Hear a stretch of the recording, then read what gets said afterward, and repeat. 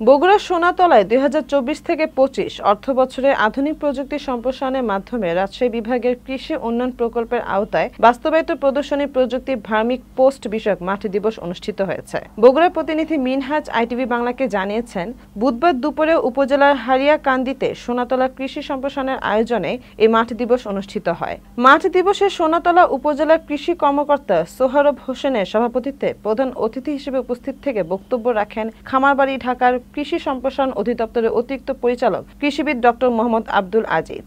অন্যান্যদের মাঝেও বক্তব্য রাখেন বগুড়া জেলা কৃষি সম্প্রসারণের উপপরিচালক সোহেল মোহাম্মদ সামউদ্দিন ফিরোজ, প্রশিক্ষণ অফিসার মফিদুল ইসলাম, সোনাতলা কৃষি সম্প্রসারণ কর্মকর্তা সাবিহা আক্তার সুরভি সহ প্রমুখ।